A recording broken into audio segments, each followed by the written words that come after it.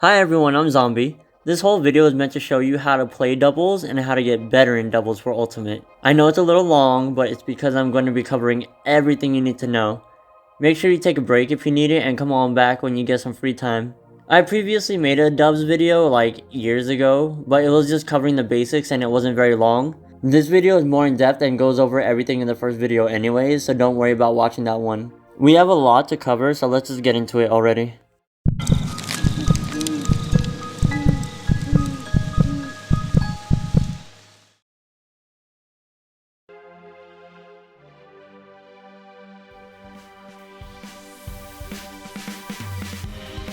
The first and most important thing I want to say about doubles is to always pass to your teammate.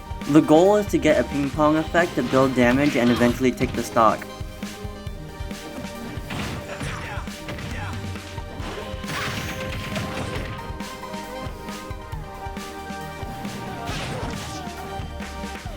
If a pass is too quick for your aerial, jump backwards to squeeze in more time for your follow-up. You might even have to abandon the ping pong too, but that's okay because damage is damage and a follow-up is better than none.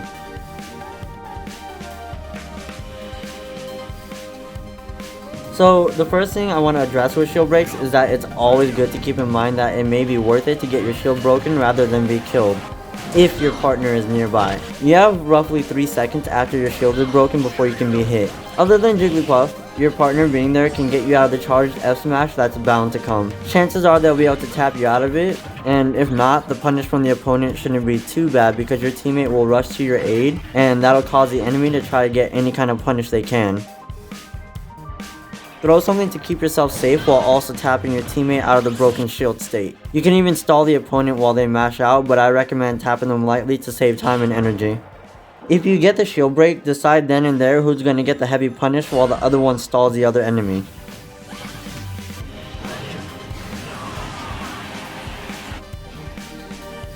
Now, let's say Lucina gets a shield break on Cloud at 40%, while her teammate Bowser is there with her. Lucina should occupy the other enemy strictly because Bowser will kill very early, whereas Lucina can't at the given percent. If you're in the lead, you can let your teammate get punished just so you can get a more rewarding punish. Even if that means letting your teammate die, especially if it means winning the game. Just make sure you don't need that stock. If you do, quickly save them instead of going for a kill or damage. So if you have a stock lead, going for a trade in stocks from both sides is optimal, or if your teammate won't die from the punish, getting a stock over damage is worth it. I understand it can be scary at high percent, but try not to hold shield too much, try not to roll. You know, if you shield, a lot of characters have kill throws and it won't even worry about your shield. For these scenarios, you want to jump around, be unpredictable, mix up your landings, so you can contribute to the stocks and the percent as much as you can. If your teammate is engaging with someone, you're going to wait for two things. One is a pass, and two is a punish if your teammate loses that exchange.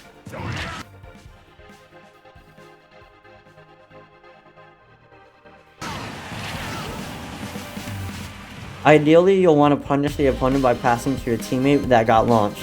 Hopefully, they'll be close enough to receive that pass with a follow-up.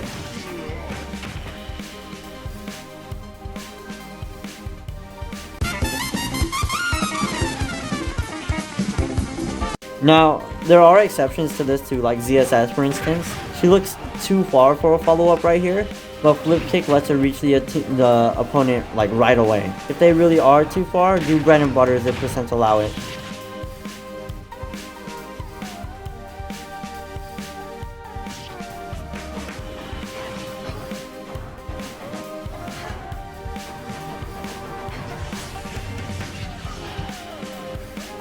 Try taking turns when you both apply pressure to the same opponent to cover each other's end lag on moves.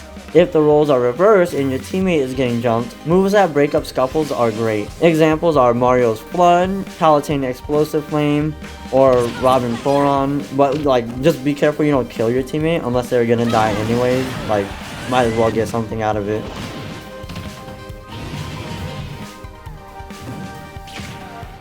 Now with projectile or zoner characters, you can spam projectile for free, save pressure, but you'll miss out on passes, save opportunities, and or punishes if you aren't patient. You can still follow up and cover your teammate, but it's harder when so much is happening. Speaking of projectiles, they are definitely passes if they connect. Engrave the angle of the pass into your memory so you're always prepared to follow up because they can vary, and it'll become second nature, I promise. As you can see, Young Link's arrow, boomerang, and bomb all send upwards but slightly different horizontal angles. Some projectiles can send them nowhere, or some can send them more horizontally. Keep in mind the knockback based off of percent along with the angle too, so you can be where you need to be to follow up. It's all muscle memory and awareness.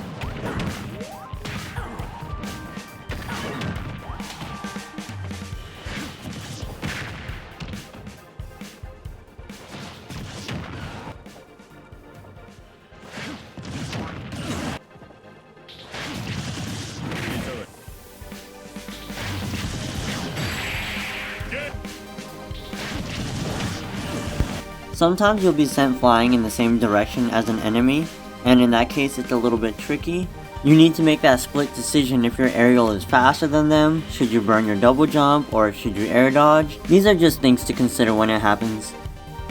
Now let's talk about jabs, which in my opinion is the most powerful tool in doubles, along with grabs and tilts, but we'll discuss all that a little later. With that being said, note that every jab is different. Some have 1, some have 2, some have 3, and some only have rapid jabs. A lot of characters have their little single jabs, and some have rapid jabs also, so be mindful. Know the angle that the last jab will send them. Also be careful when you rapid jab after your first initial jabs. It can be a miscue for an immediate pass from an expected double or triple jab pass, and you'll whiff the follow-up window. Just communicate on what to expect so your synergy is tighter. Important to note that rapid jabs, if sandwiching an opponent, is a great kill setup. They're held there for a few seconds, allowing plenty of time to run up and throw out a really easy, strong follow-up. Just be sure to space yourself so you don't hit your teammate too. This can happen if you just get too excited for the opportunity, or the pressure of the simplicity can just mess you up. It happens all the time. So, just relax, breathe, and try to execute everything optimally.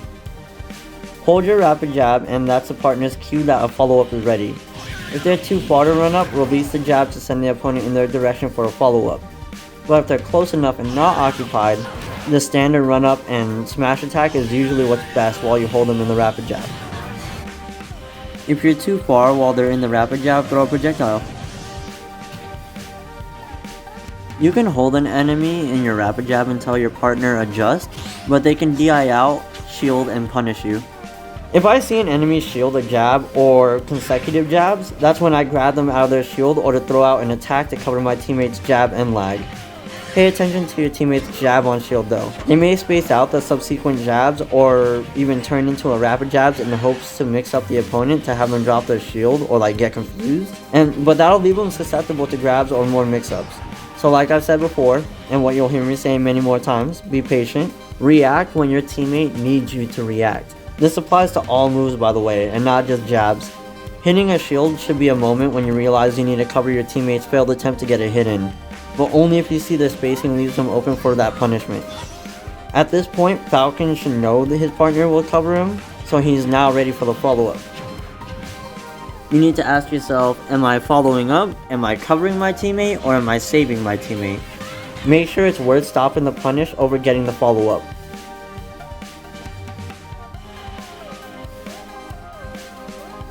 If your teammate will die and you can't make it, there are character specific things that you could do, like teleports, grabs, or command grabs. You can take the hit for them this way or save them completely.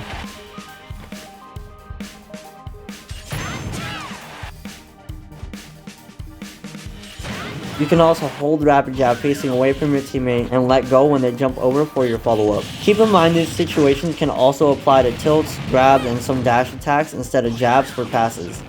Jabs are just generally easier to react to since it isn't sudden and there's time to notice and act. Some grabs will have longer animations than others, and in that case go ahead and use them for easier passes but safely. Tilts, dash attacks, and grabs are amazing pass setups, but they're even better the more ground level the angle is, and that's only because it's easier to follow up. It also makes more of your moveset available for the pass.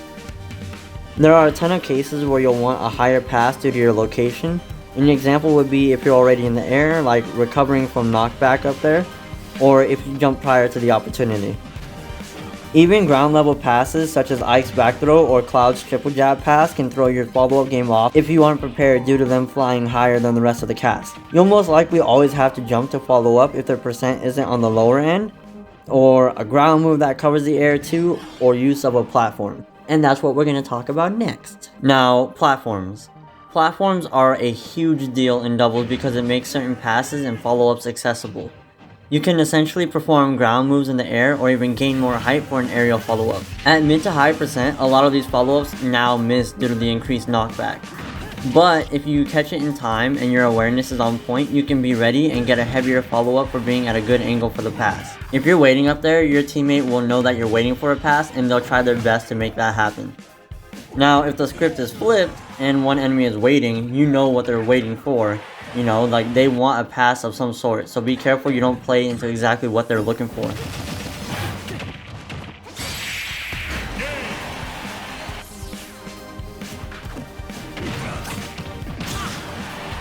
Another very important thing to remember is that the main stage is definitely a platform.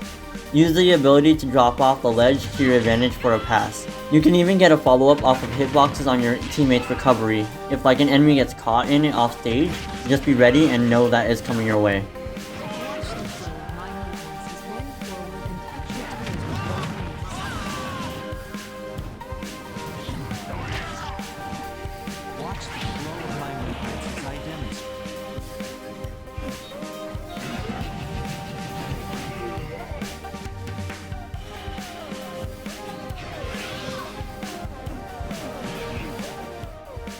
So if you miss a tech on a platform, be careful, it could be bait. They can jump your teammate and like, that'll make you want to roll inwards to get to your teammate quicker, but if they read it, you're eating a punish also. They can also stay and tech chase you, so as a teammate, cover them so they can get up safely. Cover both sides of a platform when an enemy rolls. If you're both on one side and you're in front, make sure you cover the far end because your teammate has less room to run than you do. It's very situational, but sometimes you can ignore a follow-up on a grounded pass for a jab lock mix-up if they don't tech. So be careful and confident that you can risk going for it. It can pay off heavily if it works, but I recommend just going for a follow-up and more guaranteed damage. When you do follow up, try to pass back to your teammate if you can get that sweet old ping pong action going. Jab blocks can be utilized when you miss a follow-up or you're late to a grounded follow-up. Like if you know you're not going to make it, like it just never hurts to tech check someone. Just go for it when you can if you can. If they tech and your jab whiffs, perform your tech chase. So run in and dash attack, or run in and grab, and then if you grab, that's a pass to your teammate, right? Right.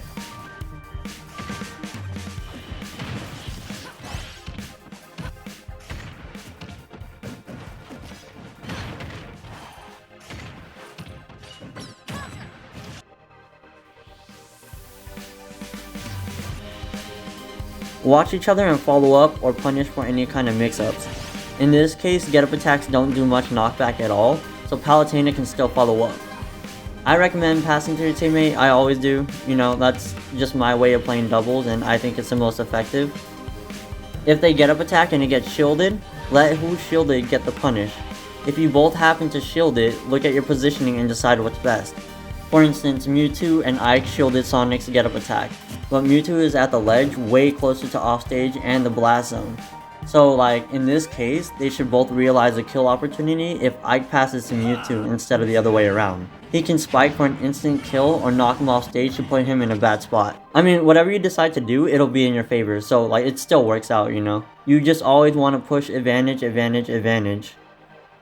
Now, percent plays a huge role in who passes when. Mid percent and higher, Mewtwo's spike will kill, but in this scenario, Sonic is at very low percent. Once you get the hang of playing doubles and get used to situations, you'll realize that Mewtwo and Ike can ping pong first if they're confident, adding percent to Sonic, and then getting to that point where, you know, the spike will kill.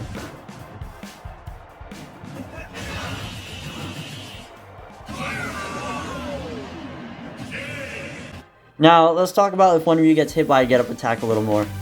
If your teammate gets hit, get your punish in. I'd say run up and jab or run up and grab. It gives your teammate enough time to readjust for the pass. Again, you can also just hit them quickly in the direction your teammate flew for the follow-up if they're ready. Once they get more used to being ready, you can dash attack if you don't have time to jab or grab because you may be punished. Let's say you aren't close enough for either of these options. Samus could be our example. She's too far for a close punish, but she sees the opponent get up attack your partner. Perfect charge shot opportunity. Just remember to be alert for a pass when you get sent flying. Just always think that your teammate is gonna punish the person that punished you. And that punish, ideally, is a pass. Rather than just making it back, get a kill or more damage from the encounter you lost. You can throw it right away or do a bread and butter to allow more time for a more thought out follow-up.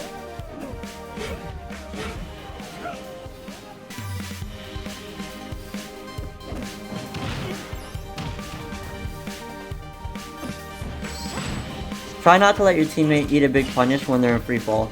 You can use a low knockback move and or low damage move to give them their mobility back and they can dodge it. If you can occupy the opponents instead so your teammate can land without damage, even better.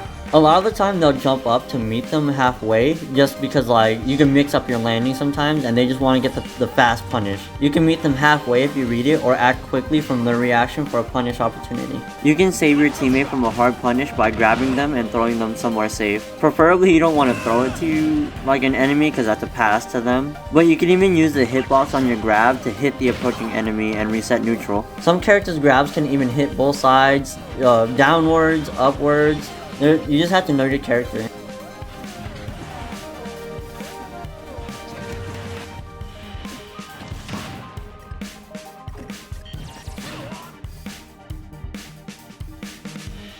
Buffer your get up option if you know you'll grab the ledge around the same time to avoid a bad ledge trump situation.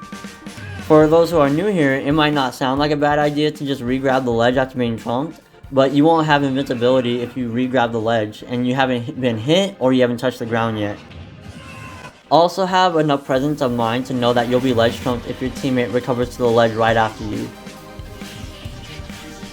Something that's rare and very situational, but you can even trump the enemy who trumped his partner on accident and get lucky with a double punish. If they get trumped, they get hit. If they buffer an option, your teammate will cover the roll or the jump from the ledge.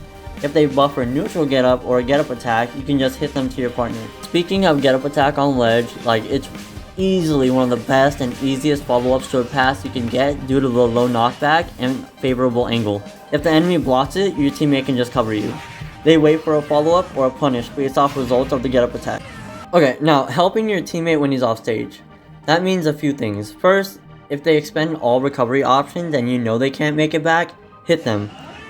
Preferably you want to hit them upwards so they have more time to drift and they'll be closer to the stage, but you make sure you're ready to tech too. They also get their recovery back and get to keep their stocks, unlike singles where you're just dead and certain matchups definitely shine. Just be careful you don't get both of you killed because you feel desperate to save your teammate, and don't think it through before acting. Know that you can make it back regardless if you can save your teammate or not.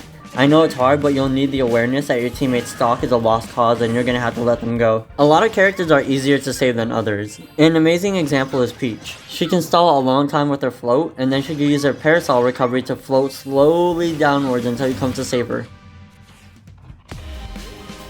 Throwing items down can help immensely too, especially if your character can't make it back on their own. Be alert when you notice your teammate off stage. Let's talk more about covering options your teammate isn't. If they go off stage, you can maintain that ledge presence as coverage. Your teammate pressuring an enemy off stage can and will make for sloppy and impulsive recoveries that can easily be punished if you simply just wait to see what punish is available to you. Even if they get out of that off stage pressure, for the time being, an escape route has been cut off, leaving you on the edge of the stage with less options to cover, making it easier to win that interaction. If your teammate jumps out to test a high approach, cover the air dodge if your teammate guessed right and the opponent gets scared. If these scenarios don't play out, cover the lower portion of their attempt to get back to the stage. Even on stage is important to cover air dodges. Your teammate can dish out high pressure immediately on an airborne opponent because they'll be frame trapped by you waiting patiently for an air dodge or an escape option. If the enemy stops your teammate's pressure, punish them. Being optimal with free time. Use being star KO'd as a moment to compose yourself and see where your services will be needed most for when you return. Of course, this also applies if you're killed quickly. You have less time to think, but it's still time to see your next move. Take advantage of your invincibility if you need to before it dissipates. If you have the opportunity to kill your opponent sideways or upwards, choose up. They have a chance to be star KO'd, and if they do, you and your teammate have just a little bit more time to jump the other enemy before they get back. You can also use that time to charge a projectile, a meter, healing, or any other strategy that will give you an advantage.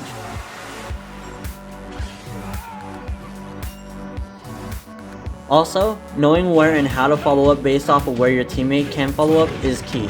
Have an idea of what your teammate will pass you with so you can be at the correct distance and the right angle to follow up.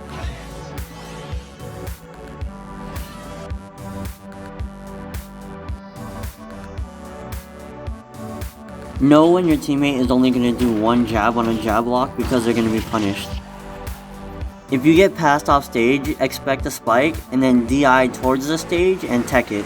Use wall jumps to follow up if you can't otherwise. Bait get up attacks to let your teammate punish.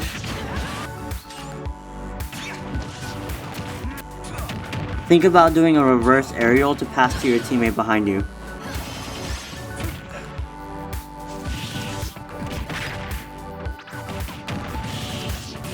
You can punish an enemy by sending them to your teammate's respawn point. If you have long range, adjust your moveset to fit the playstyle of doubles.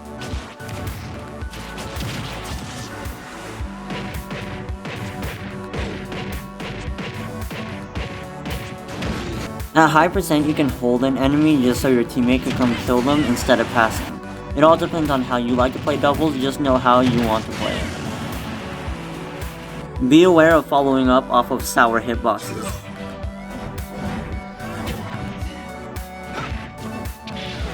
Hit a command grab to get your teammate out of it. Know when your teammate will deviate from their usual follow-up. Like, Wii Fit is too far right here, so Meta Knight should know that he's gonna do something other than dare. Optimize damage and get even 2 hits when you can.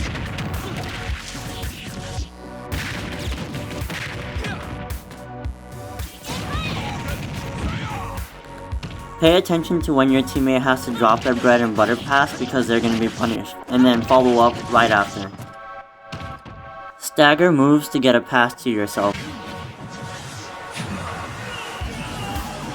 If you're floaty and want to do a platform follow up, do a platform cancel. You can use teleport cancels to follow up.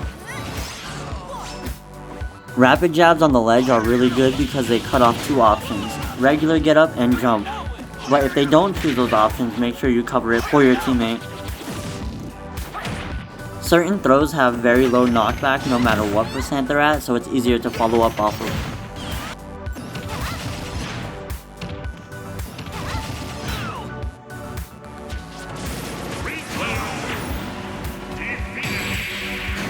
Don't follow up if you can save your teammate's stock instead.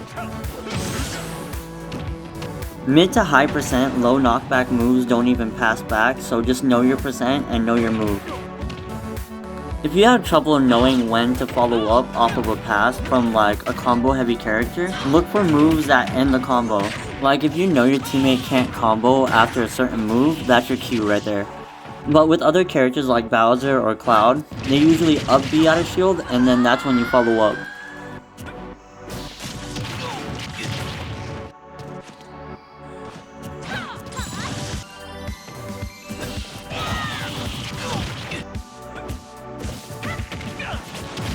Footstool combos can be cool for like style points, but they're not very optimal because you could tech it and it just leads into a tech chase scenario. Be prepared for a pass from a parry because you know a hit is coming your way. I know it's like super scary, but have the presence of mind to know when your opponent is going to be dead if you simply don't recover.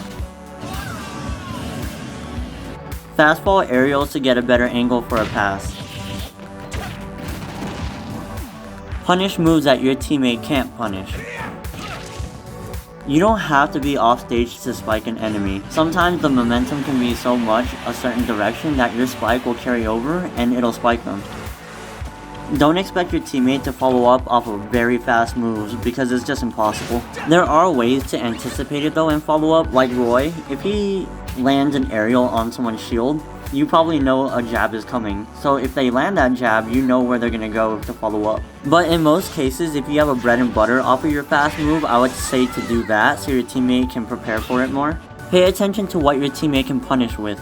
Like Ganondorf right here, I can't jab or forward tilt, so I'm gonna have to down tilt. Shulk should know that I have to down tilt and know the angle of the down tilt, so he's ready to follow up. And for Shulk, it's the same way. He has to down tilt because forward tilt is too laggy. Another tip I have for following up is like, if you're in the air, fast fall right when you need to follow up. Use multi-hit moves to drag an enemy to a more favorable position, especially in like a 2v1.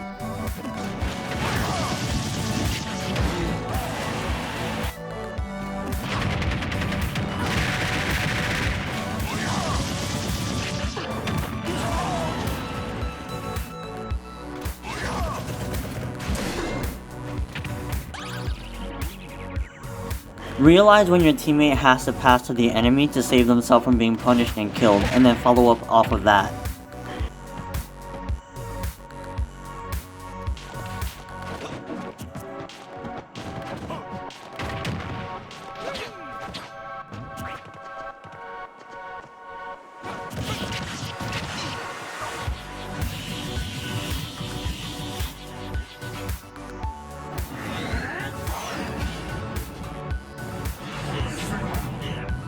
Holding a smash puts too much pressure on your teammate to get a pass to you. It also leaves you vulnerable to a punish if your teammate loses the exchange. And it limits your teammate to certain passes. And the last thing is that you can't even punish the enemy if your teammate loses that exchange.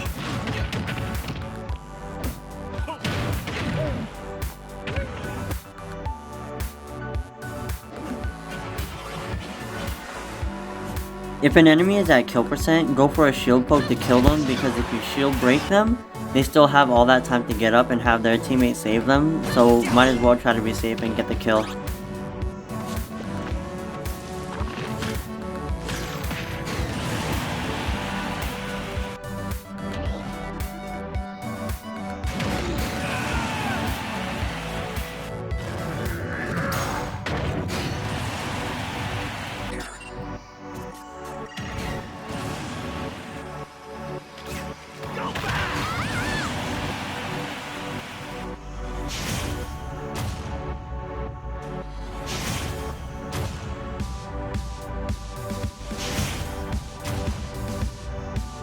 If you hit an enemy and your teammate, realize when you can still do a bread and butter when your teammate's percent is higher, because their knockback will be more.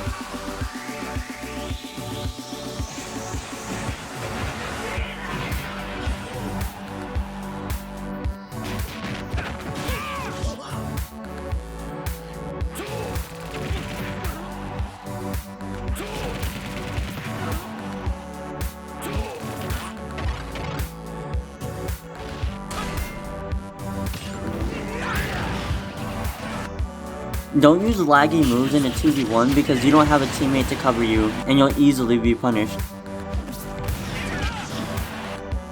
Some grabs have very little cooldown though, so know your throws.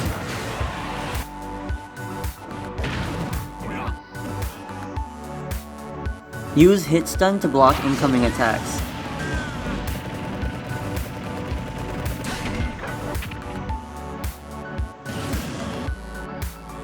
Listen, okay, like, I know it's uncomfortable to talk about, but it's very important. But it's, you know, the mindset of players in doubles. Your mindset means a lot in your gameplay, and anything in life, honestly. I see a lot of people do this, and like, even I'm guilty of it sometimes. Like, getting mad at your teammate, just try not to. It'll discourage them and ultimately drag your team down, resulting in a more likely loss, and that's, you know, never a good thing. It's horrible for your morale, especially if it's like the last game. If you're in winners, that negativity can ruin your losers run too. Even visual or like auditory dissatisfaction from your teammates' performance can and will yield negative results. You know, they see it, they hear it. I get that it can be frustrating when synergy is off, or your teammate keeps hitting you, or things don't go right, but you are their only support, so like, you need to show it. No one's perfect, and we all mess up all the time, and that's video games, that's life in general, you know, just relax. Also, don't apologize for hitting your teammate. They know you obviously didn't have the intention to hit them.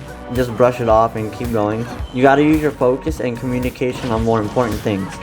Adapt to what you've been dealt and don't lose your drive or you're gonna lose the set. You or your teammate may be overwhelmed from being left alone for the remainder of the match in a 2v1, but you need to be positive. Comebacks happen literally all the time, but not if you're like giving up. A mistake a lot of players make while playing doubles is playing two separate 1v1s. And if you both are just really good in general, this could work out with brute force and seasoned skill. But you know, at higher levels it can be more difficult not using teamwork. It's doubles, use the privilege of having a teammate. Also, like, if you get styled on, don't get mad. It happens to everyone, even top players. Just change your approach, leave the situation if it isn't going right. Reset the neutral, you know, force a new scenario, use your teammate to help you out. Don't jeopardize the set for you and your teammate because you aren't level-headed. Last thing I want to say on the subject of being a teammate is to always share stock. 2 is better than 1 with the assistance a teammate can provide, and if you disagree, I think you're with the wrong teammate, honestly. But, you know, there's exceptions to everything, and one would be Wario has Waft, or, you know, Game & Watch has Bucket. That could come in clutch. Guys, I know finding dubs is hard, so if you ever do want to play and you want to go online, please get a LAN adapter. It makes everything so much easier. And I am excited to do Multiverses content when that finally comes out. It is doubles focused, and you know that's what I'm all about, so keep on the lookout for that. If you guys like my content, please follow me on these platforms. I do my artwork, I show doubles content, singles content, just Smash in general. With that being said, thank you so much for watching. I hope you learned even a little bit from the video, and if you enjoyed it, please consider leaving a like, commenting, or subscribing. If you want to support me further, my Patreon is in the description below. Thanks again, everyone. I hope you all have a good day. Hey, come here. I need to take a picture with you with the controller for my video. Oh, okay, I'm sorry.